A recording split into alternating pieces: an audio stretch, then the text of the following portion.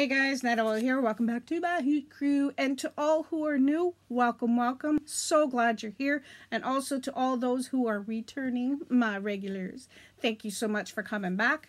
Today I am going to be reading from the Boundaries book. And we are talking about we're talking about the boundary problems, but we're talking about the controllers in our lives.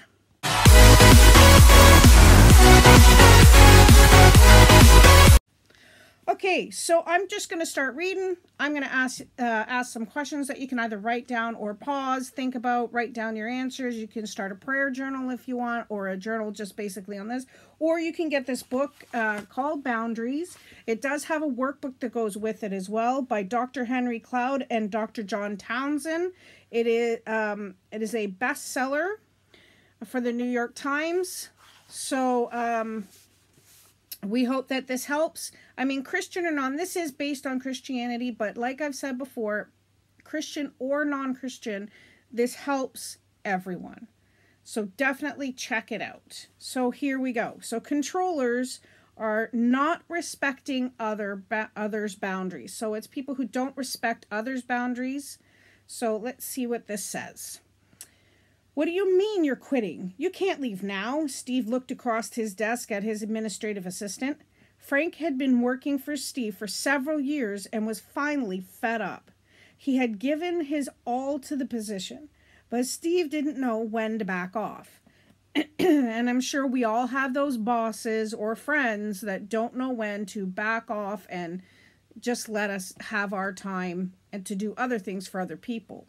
So time after time, Steve would insist on Frank spending unpaid time at the office on important projects. Frank had even, had even switched his vacation schedule twice at Steve's insistence.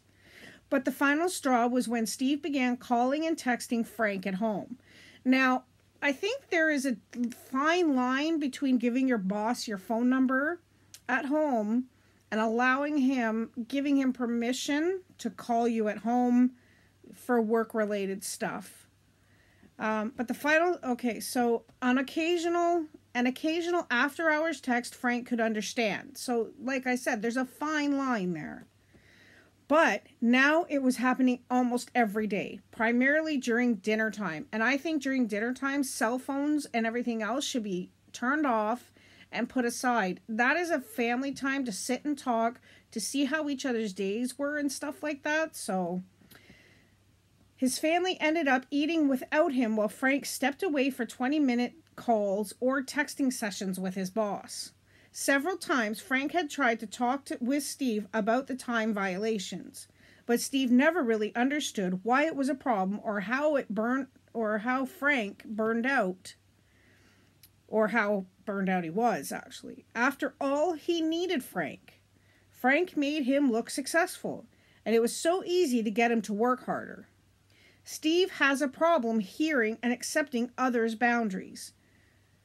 To Steve, no simply is a challenge to change the other person's mind. This boundary problem is called control. So a lot of people don't like to hear the word no. Now, don't get me wrong. I don't like to hear the word no either, but there's a line between hearing the word no and being, okay, you know what, maybe I can try something else, or freaking out or pushing until you get the yes you want. Controllers can't respect others' limits. They resist taking responsibility for their own lives, so they need to control others. Controllers believe the old jokes about training top salespeople. No means maybe, and maybe means yes. While this may be productive in learning to sell a product, it can wreak havoc in a relationship. So the primary problem of individuals who can't hear no, which is different from not being able to say no, is that they tend to project responsibility for their lives on others. They use various means of control to motivate others to carry the load intended by God to be theirs alone. So God intends us to have our own issues and not make all of our responsibilities someone else's. Remember the boulder and knapsack? Illustrations in chapter 2. So if you go back to my first couple sessions that I have on here, you'll know about that. Controllers look for someone to carry their knapsacks, which is their individual responsibilities, in addition to their boulders, which is their crisis and their crushing burdens. So basically, it's like, when you go camping and you have to carry a knapsack, especially if you're backpacking.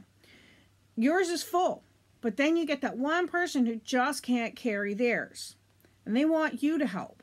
The first couple times you offer, it's okay, but then after that, it just becomes a pattern where they want you to carry it all the time. Those are controllers. Had Steve shouldered the weight of his own job, Frank would have been happy to pitch in extra hours from time to time. But the pressure of covering for Steve's irresponsibility made a talented professional look elsewhere for work. So controllers come in 2 types. So the first type are aggressive controllers. These people clearly don't listen to others' boundaries. They run over other people's fences like a tank. They are sometimes verbally abusive and sometimes physically abusive, but most of all, and most of the time, they are simply aren't aware that others have boundaries because they don't make them visible and they don't speak up.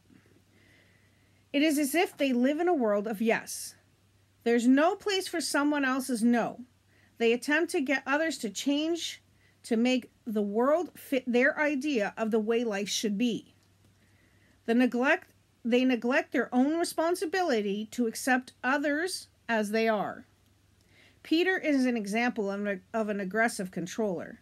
Jesus was telling the disciples about his upcoming suffering, death, and resurrection, and Peter took Jesus aside and began to rebuke him. But Jesus rebuked Peter, saying, "Get behind me, Satan. You do not have in mind the concerns of God, but merely human concerns." And that's in Mark chapter 8, verse 33.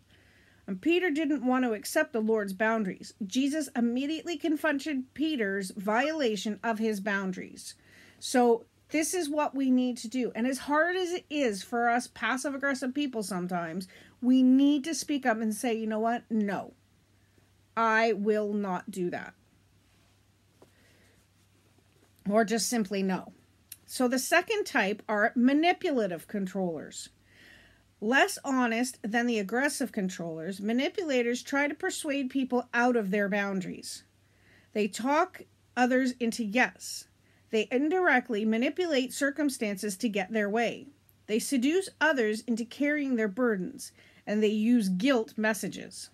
Remember how Tom Sawyer tricked his playmates into whitewashing the fence for him? He made it seem like such a privilege that the kids were lined up to paint. Isaac's son Jacob finagled his twin brother Esau into giving up his birthright, which is in Genesis chapter 25, verses 29 to 34. And, with his mother's help, deceived his father into bestowing Esau's blessing on him. And that part is in Genesis chapter 27, verses 1 to 29. In fact, Jacob's name meant deceiver. Numerous times he used his cleverness to avoid others' boundaries. The event that helped Jacob work out of his manipulative boundarylessness was his confrontation with God in human form. And that's in Genesis chapter 32, verse 24 to 32. God wrestled with him all night long and then changed his name to Israel. The word Israel means he who fights with God. God left Jacob with a dislocated thigh, and Jacob changed. He became less deceitful and more honest. His aggressiveness was clearer, as evidenced by his new name. He was owning his feistiness. Only when the manipulative controller is confronted with his dishonesty can take responsibility for his actions, repent of it, and accept his and others' limits. Manipulators deny their desires to control others. They brush aside their own self-centeredness. They look they are like the adulterous woman in Proverbs. She eats and wipes her mouth and says, I have done nothing wrong. And that's in Proverbs chapter 30, verse 20. Believe it or not, complainants and avoidants can also be controllers. They tend to, however, be more manipulative than aggressive. When complainant avoidants need emotional support, for example, they may do a favor for a friend. They hope that by being loving, they'll receive love. So then they wait, anticipating the return of the favor. And sometimes they wait for years, especially if they perform the favor for someone who can't read minds. And I don't know, my kids, it's hilarious because they'll sit there and say the same thing. They're like, oh, you should have known, Mom. And I'm like, I failed that Psychic 101 course a long time ago, so it ain't happening. So, what's wrong with this picture? It's not a picture of love. The love that God talks about doesn't seek a return on the investment. It is not self-seeking. And that's in 1 Corinthians 13, verse 5. Caring for someone so that they'll care back for us is simply an indirect means of controlling someone else. You'll understand.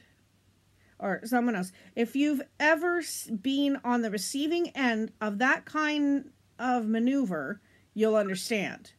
1 minute you've taken the compliment or favor, and the next minute you've hurt someone's feelings by not figuring out the price tag attached.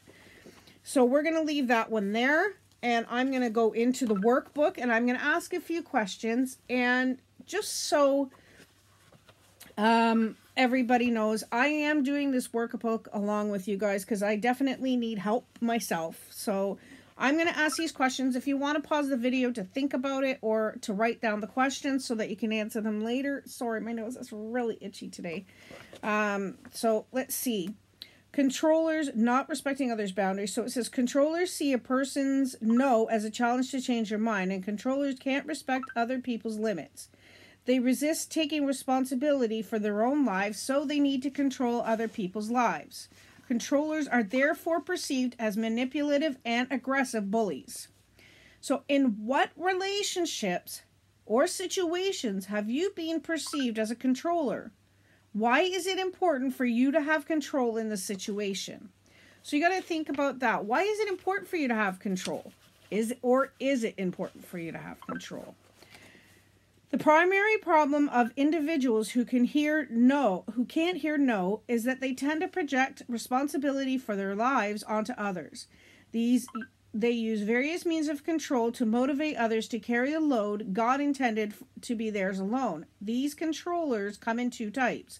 So aggressive controllers clearly don't listen or respect other people's boundaries, and they are sometimes verbally abusive and sometimes physically abusive, but most of the time they simply aren't aware that others have boundaries. In the Bible, Peter is an example of an aggressive controller.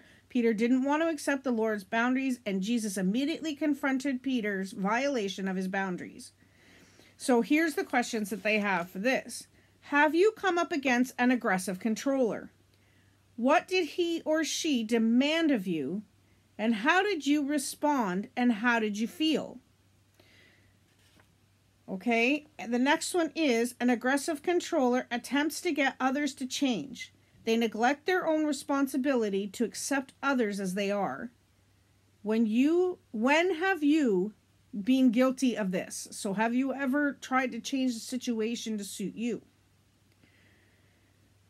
When have you felt an aggressive controller's failure to accept you as you are? How did you deal with this? Okay. And there's a lot more questions, but I'm just going to leave you with those ones right now because sometimes they are difficult to answer. So, yeah, I'm definitely going to leave you with that. I just want to say it is hard to set boundaries for me because for me, I'm that type of person. I just want the whole world to get along, and I don't understand why we have all this fighting and everything else. So, a couple things I don't talk about with people a lot is politics. And I don't talk about religion too much. I talk about Christianity because to me, Christianity is a personal relationship with Jesus Christ because I can talk to him anytime I want.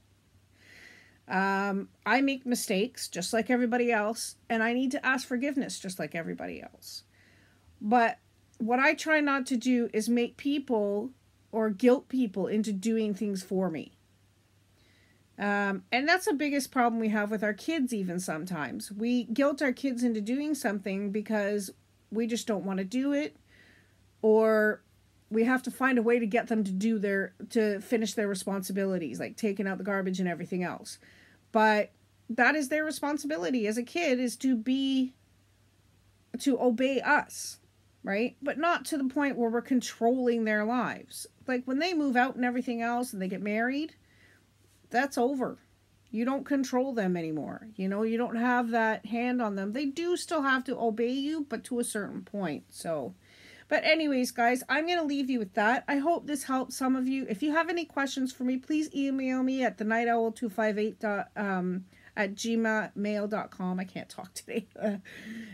Or you can contact me on Twitter and Instagram, with both links are below. Don't forget that I have trivia this week on Wednesday at 1 p.m. Please come and join me. And also, I think probably on the 24th, I'll be doing a live prediction show with Jimmy Barnes, Rachel Capper, and Not Suitable for Mom, Jason. We will be doing a live prediction for the WWE pay-per-view Royal Rumble, which is on the 26th. So I hope you all come and join us and have a good chat, and give us your predictions as well. So guys, have a wonderful, wonderful day. God bless everybody. Bye.